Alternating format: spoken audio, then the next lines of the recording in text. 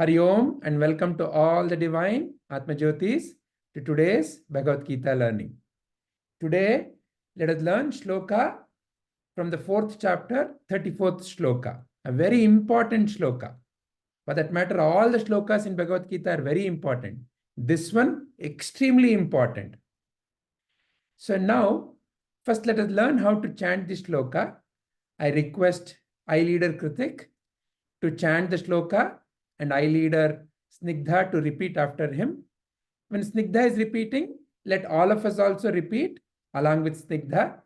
Let us first sit straight and fold our hands in Namaste. Yes, Kritik, over to you.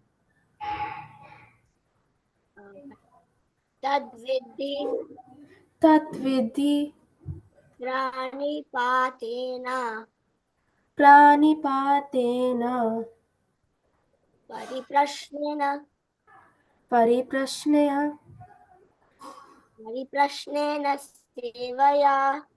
paripraśhnena sevayā upadekṣhyanti upadekṣhyanti te jñānaṁ jñāninas tattva-darśhinaḥ.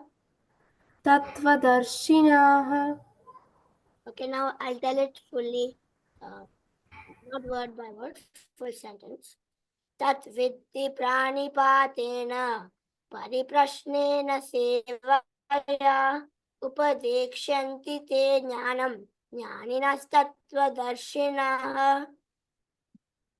So the meaning of this shloka is, learn the truth by approaching a spiritual master, inquire from him with reverence and render service unto him.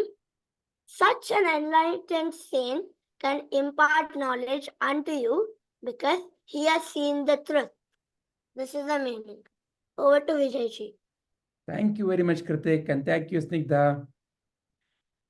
Very important shloka. Learn the truth from a realized master.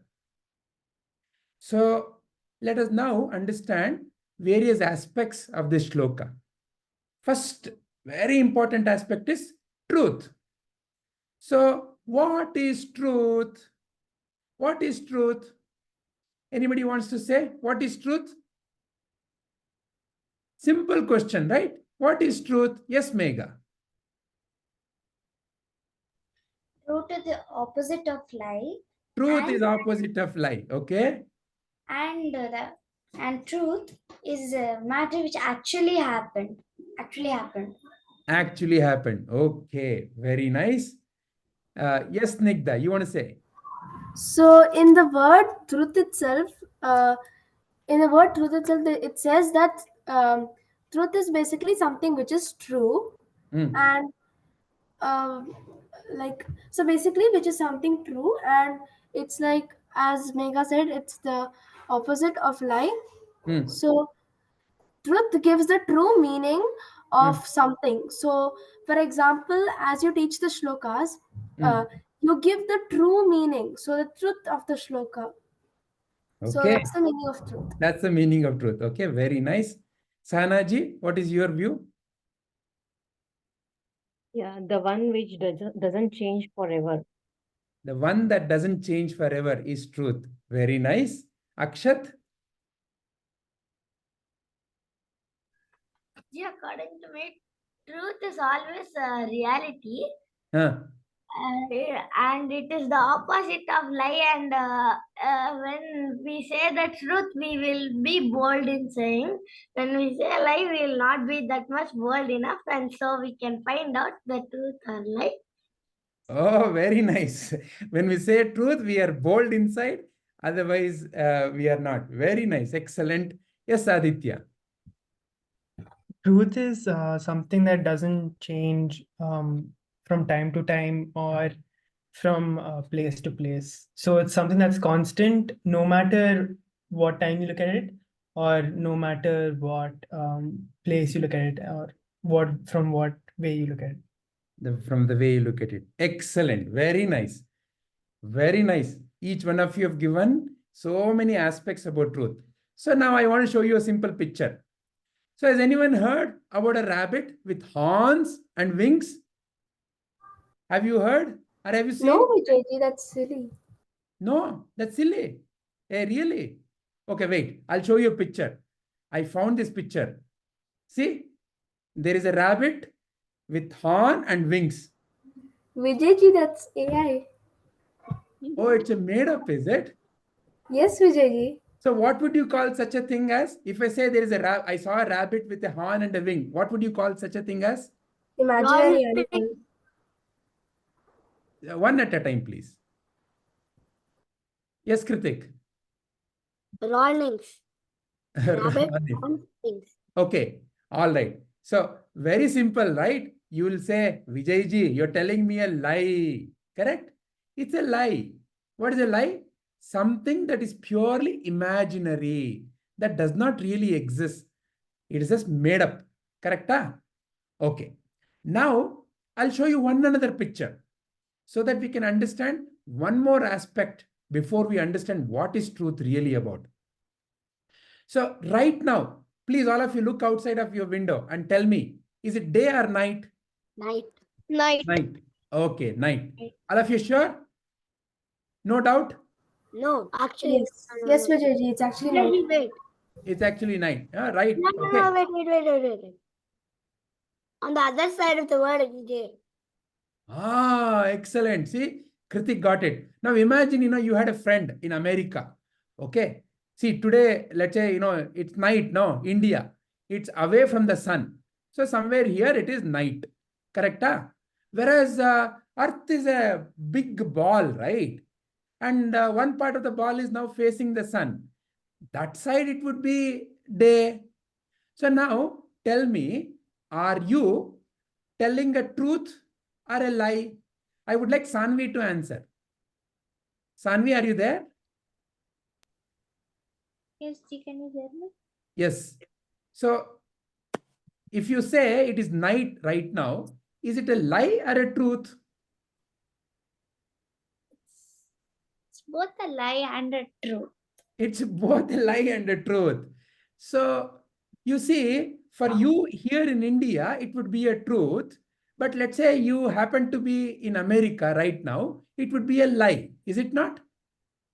Yes, So, such a truth, such a statement of fact, or such a thing that, you are experiencing, but someone may not be experiencing right now, is called as relative truth. Relative truth means what? It is true in some place, or it is true for some people, or it was true in some time. So when something is true in some place or some time or for some people, it would be called as relative truth.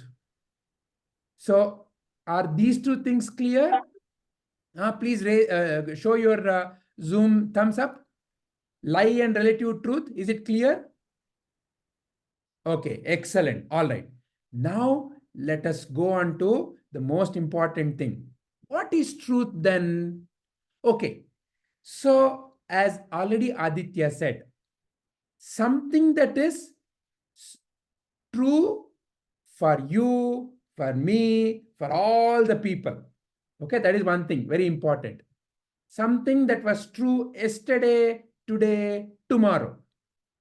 And something that does not change from, let's say, place to place. It is one thing in India, another thing in America, and then it won't be called as a truth or a statement of reality. Can any one of you think any such simple statement, something that is true for all the people, all the time, all the places? Sir, can I say? One at a time. Yeah. So Shreyas, please answer. Please raise your hand and then you will be given a chance. The sun rises in the east and sets in the west. Hey, but tell me one thing. What is east and what is west? East, it rises. Okay, Does sun right really rise? Does sun really rise? If you are above the earth, Sun is neither rising nor setting. So it would be correct for people on the earth, but the moment you go to the upper atmosphere, this statement would not be valid. Correct? Another point, like if there's another planet where there's another sun, it can be set rising in. Can you hear me? Yes, yes, Aditya. No, I was just saying there can be another planet somewhere else in some other solar system that has the sun rising, its sun rising on in the north and setting in the south. Correct. Right? Okay. So Aditya, you also had a statement to make? One universal truth we can think of is anything that's born dies. Okay, all right. Akshat, you have any other statement?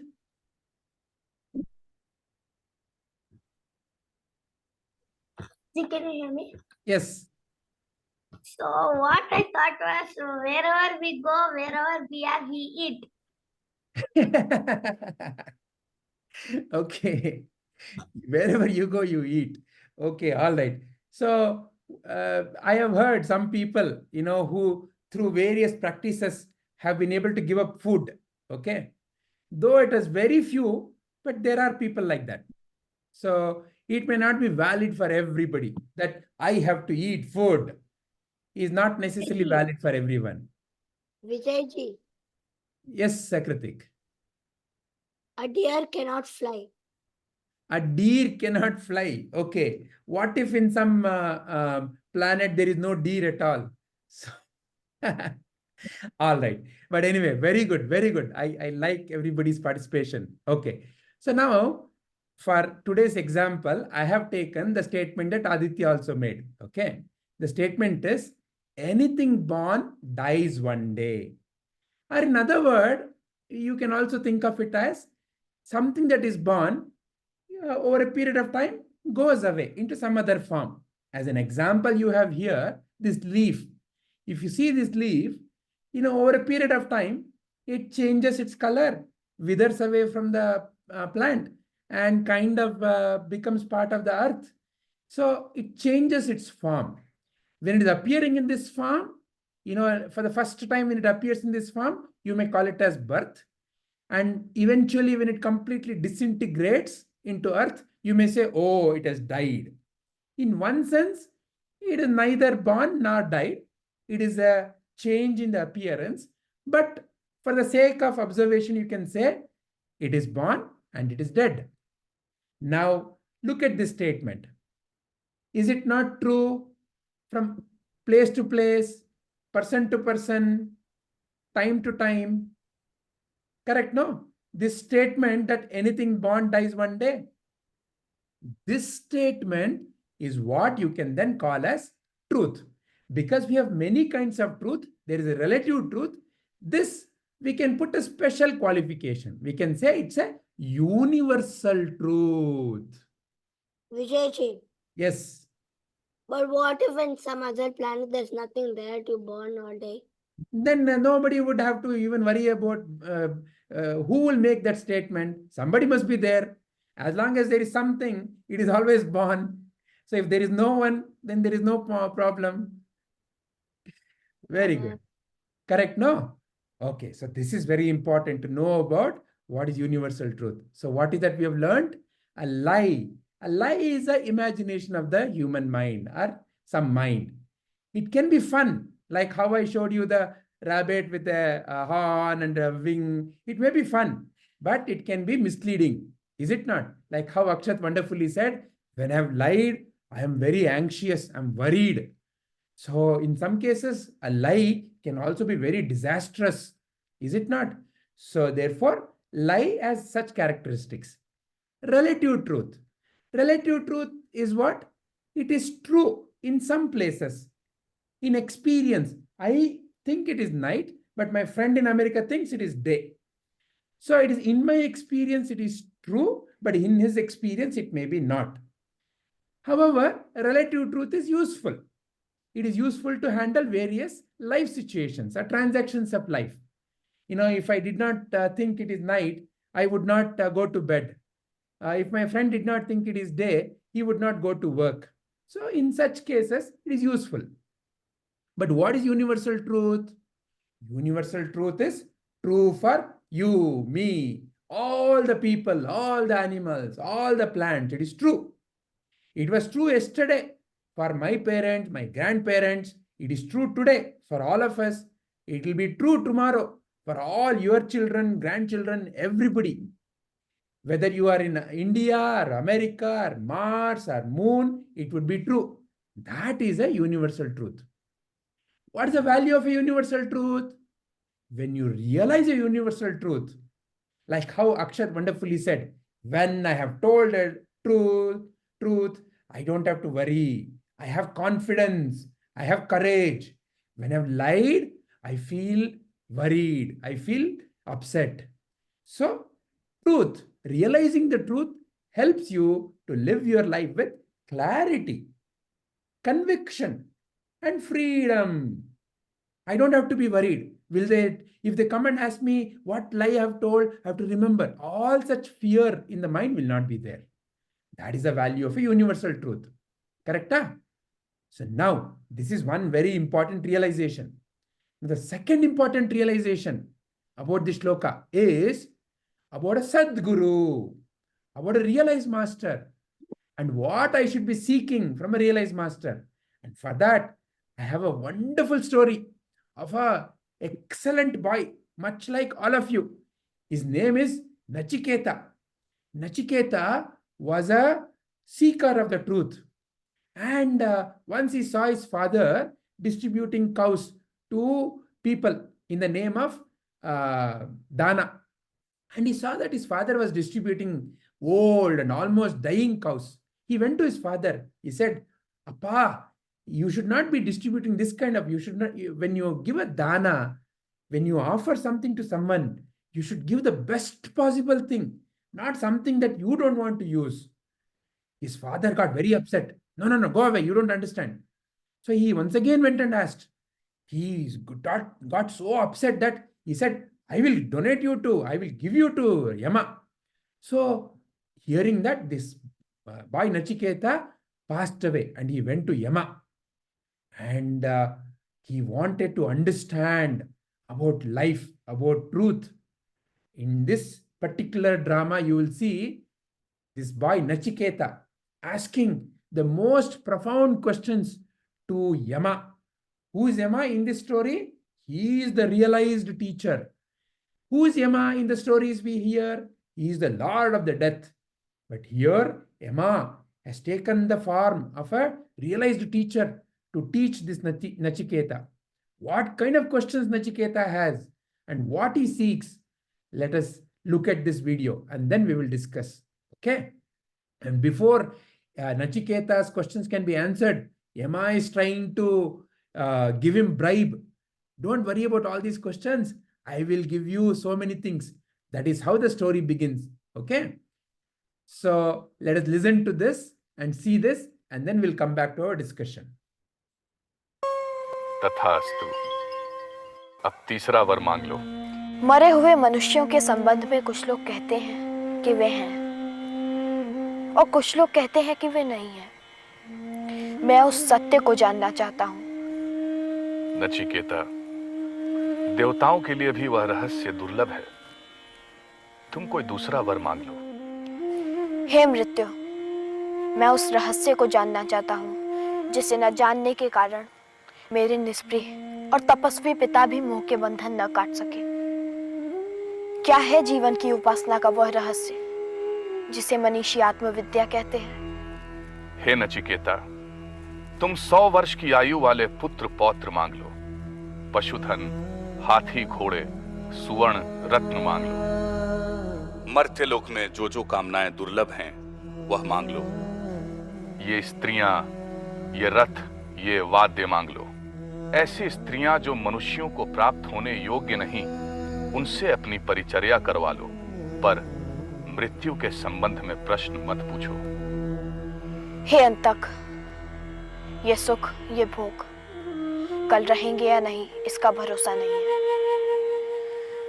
भोग से इंद्रियों का तेज कम होता है,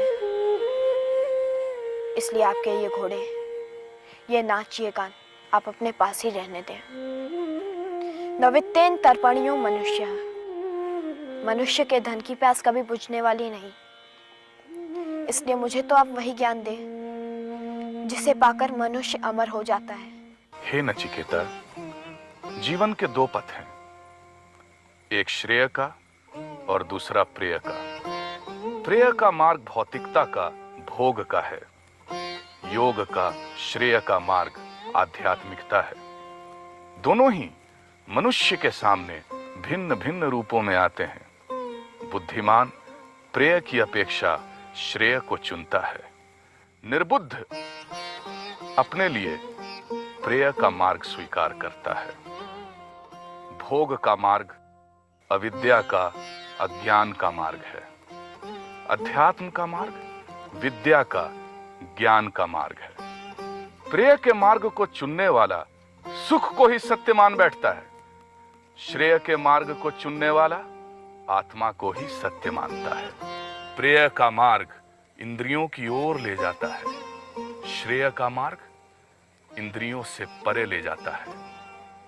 हे नचिकेता, आत्मा के सत्य को तर्क से नहीं जाना जाता, श्रोत्रिय और ब्रह्मनिष्ठ गुरु के द्वारा दिए गए ज्ञान से ही आत्मा का सत्य जाना जा सकता है।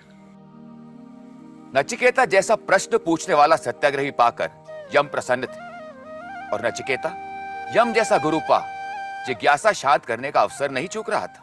हे नचिकेता, इस शरीर को तुम रथ और आत्मा को रथी जानो, बुद्धि को सारथी और मन को लगाम जानो। इंद्रियां रथ के घोड़े हैं और विषय चरागाह।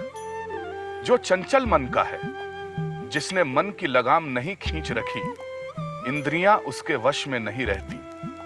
ठीक वैसे ही जैसे दुष्ट घोड़े सारथी के, जो निश्चल मन का है, जिसने मन की लगाम खींच रखी है, इंद्रियां उसके वश में रहती हैं, जैसे उत्तम घोड़े सारथी के।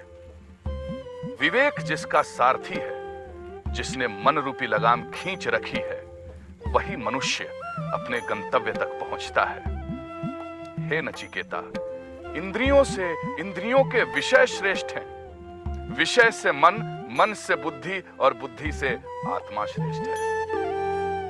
जो इस आत्मा को जान लेता है, वह मृत्यु से परे चला जाता है।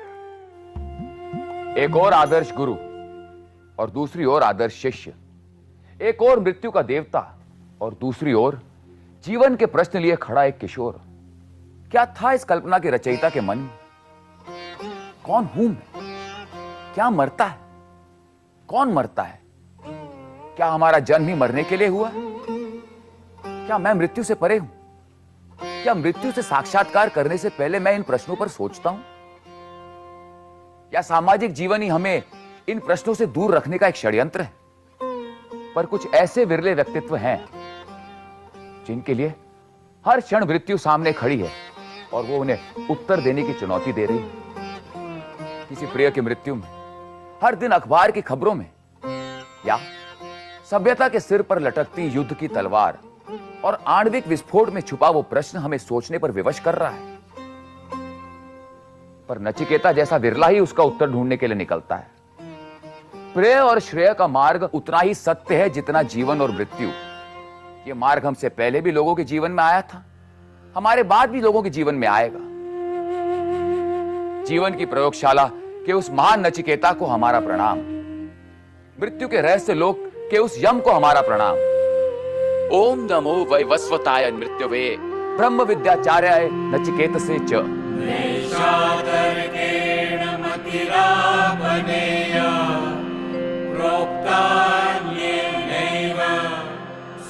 ज्ञानाय पृष्ठं यां त्वमावह सत्यधृतिर्पतासि त्वादृङ्नो भूया नचिकेतः पृष्ठा।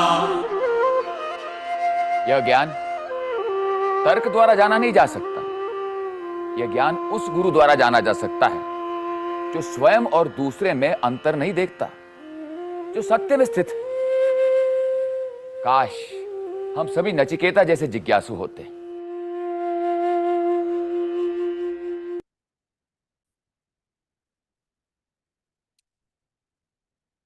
So now you can understand what Sri Krishna is teaching us. Learn the truth by approaching a spiritual master. What kind of a spiritual master? The one who has realized, the one who doesn't see the world as me and you, who has dropped all such limitations. Such a spiritual master. And such a spiritual master is called as Sadguru. Sadguru means the one who is situated, established in truth. Satguru. And from such a Satguru, with reverence, like how Nachiketa was, you should understand by asking questions, but with reverence. Means what? By keeping your ideas aside and to listen completely and to clarify your true doubts so that you can realize the same truth. Then you will also realize your true nature. And realization of the true nature, realization of the truth is what liberates you, is what helps you in life to be happy, healthy, peaceful, energetic, focused. All the wonderful divine qualities will flow through you, and you will be a light to not only yourself, but to around people around you and to all the beings around you.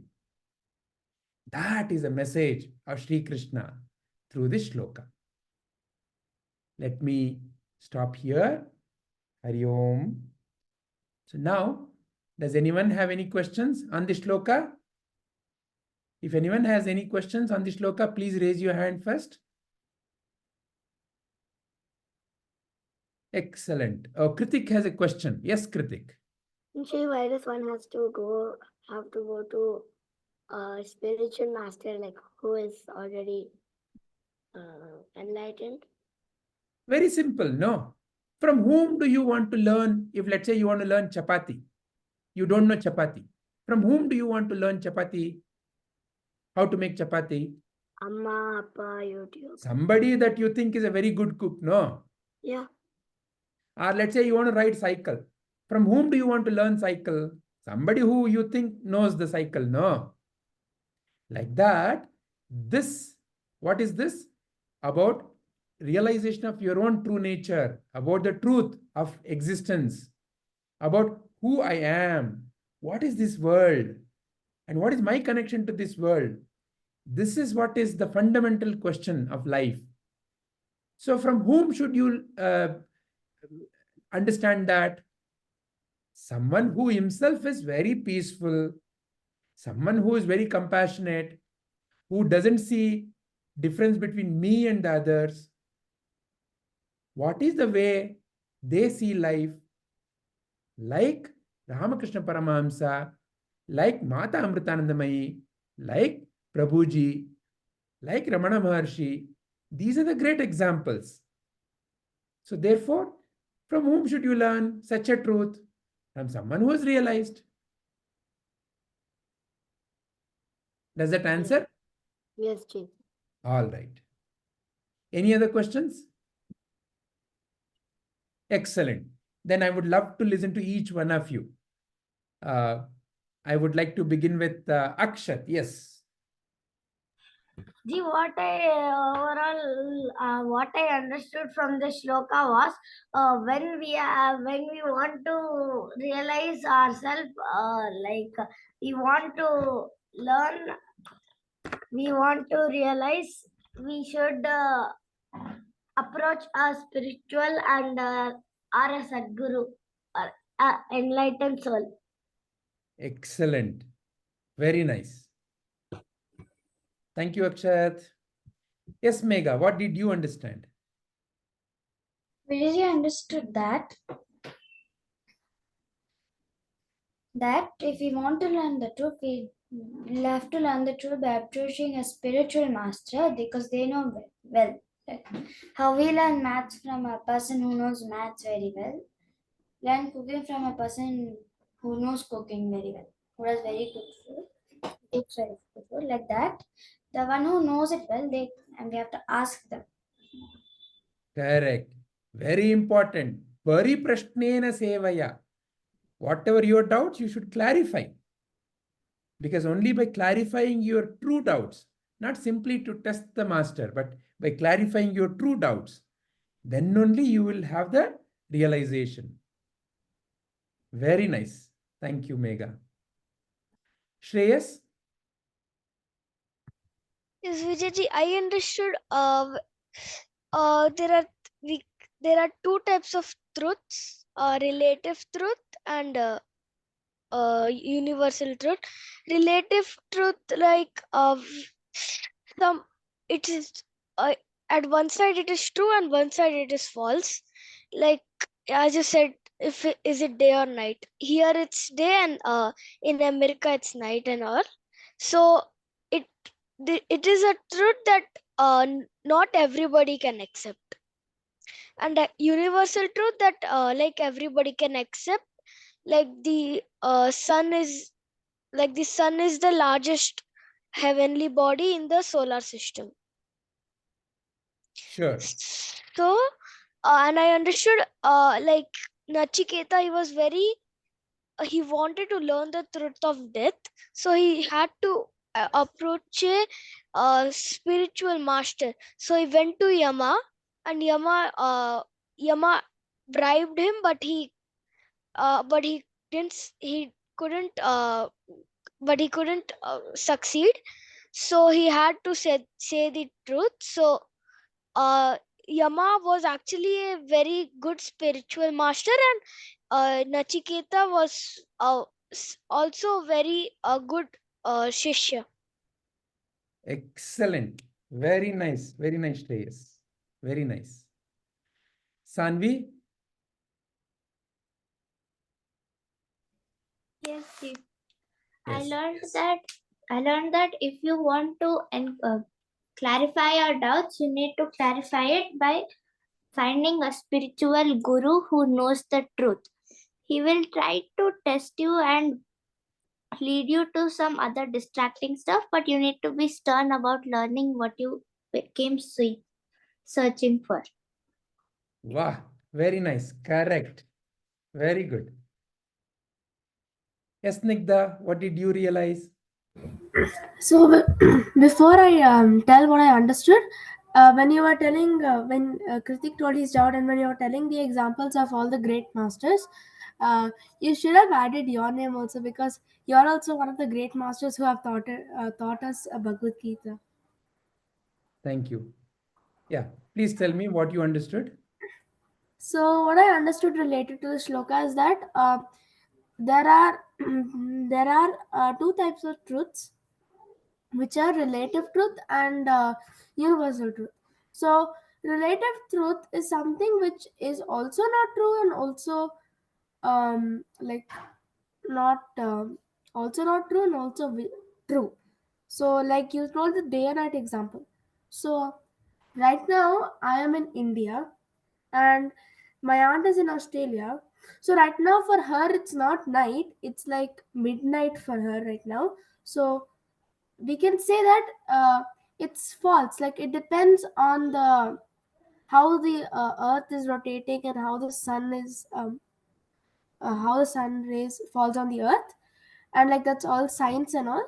And universal truth is somewhere where like um, it's true, it was true yesterday, it's true today, and also be true tomorrow.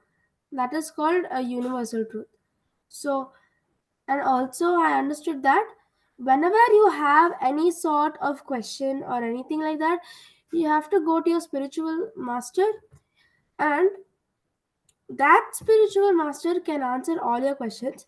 So same thing even I do, like whenever I have any sort of question, it can be a very easy one also, like just some question, I just go and tell it to my parents, and then that's how I get lots of intelligence and I get to know more stuff by asking the question. So there is like, if you, it seems if you ask a lot of questions, then you will get more knowledge. So if you don't ask questions, then you won't know many stuff. But if you ask questions and clear your doubts, then you will know many things. And also, Nachiketa is a very enlightened boy, as he knew better than his father. But there are some people who think that they're great and like they're better than they think about the age. So they'll be like, okay, you're younger than me, so who cares? You don't tell me what to do, and they'll be like that. But actually, it doesn't matter on age. It only matters on your personality, how you are. So same applies to what Nachiketa said to his dad. Nachiketa was actually right and his dad was actually wrong. So, but his dad thought of himself and he thought that, okay, I am greater, I am elder than him, I know better than him. So that's why he just don't know. This is, you don't tell me what to do, you don't know anything. So that's why he went to Yama and he started asking all these questions about death and all that. Yama wanted to bribe him with other stuff, like he told, I'll give you lots of money, or I can make you happy, or like he offered him lots of stuff. But Nachiketa only wanted one thing, which was to answer his queries. That was the only thing he wanted. So Yama realized how devoted Nachiketa is for what do you say? Realizing the truth. Realizing the truth of what he asked. So this is what I understood about the shloka. Very nice, Nigda. Excellent, excellent. Very nice. Yes, Kritik.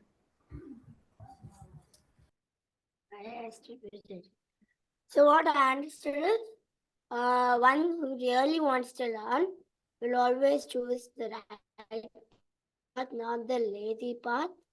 That is Shreyas and not Prayas. Like that. Very nice. Wonderful. Like Nachiketa could have chosen for whatever Yama bribed him, but he didn't, because he chose the Shreyas path, and he also knows that whatever you like, anything has a life, has born, life, and death. So he knows that will also go eventually. So there's no use. Wonderful. That's it. Shreyas means that which is permanent. Prayas means that which comes and goes. Very nice. Excellent observation. Thank you, Kritik. Yes, Aditya. So there are two realizations I got from this shloka. So first of all, it's the first message is that it's really important to seek the truth. But what kind of truth? Is it any truth? No, it's the universal truth, the truth that that's true now, in the future, and for everyone. So it's not it's not important to seek just any truth. You may come across many misinformation or many lies across your journey, but you should always self-inquire, and you should always go for the truth that you know for a fact to be constantly true and true for everyone and everywhere. And related to this only, the other message is, who should you learn it from? You should learn it from someone who you equally knows this truth as well. So someone who knows this truth in and out, so who has experienced it, not just is preaching something, but they experienced it and they know every part of this truth. So you shouldn't learn this truth from just anybody. You should learn it from someone who actually knows about, who actually understands it. So an example we saw today was Yama and Nachiketa. So Yama is he's said to be a really wise god, because he understands death and he is the god of death. So Yama is just an example for a really good teacher. And an equally good example is Nachiketa, who is an ideal student who's just not going for the easy, like Kritik said, he's just not going for the easy path. He's going for the truth that sometimes may be a little hard, because he could have easily taken the gold and the jewels and just gone back to his house and lived a lavish, easy life. But he chose the hard path because in the long haul, it's much more beneficial for him. And through his story, thousands and thousands of people have learned the truth. So when you seek to find the truth, there you not only the teacher must be ideal, but even you must be an ideal student who's willing to not give up the easy path to understand the truth. That's what I. Excellent. Very nice. Very nice. Thank you, Aditya. Yes, Snigdha. So I have something to add on. So when people are teaching you any of your teachers, they teach you because they want you to get to know more information. I think I've told this many times, and also there is like a quote I have seen. So it's like, so God's love is like an ocean. So you know how an ocean is, right? So you can see the beginning of the ocean, but you can't see the end of it. Like that is God's love. So God's love for you is like an ocean. So you can see the beginning of it, but you can't see the end of it, because his love is it's like infinite. It's not like he'll stop loving you or anything like that. And like that's why there are shlokas, because in the shlokas God is teaching like one part. So he's teaching us new stuff in each shloka. So that shows his love for all of us. Wow. Very nice realization. Very nice. All right. Is there anyone else who would like to share anything more? Okay. If not, wonderful. It was so nice and heartwarming to listen to all of you. Thank you very much. Hari Om.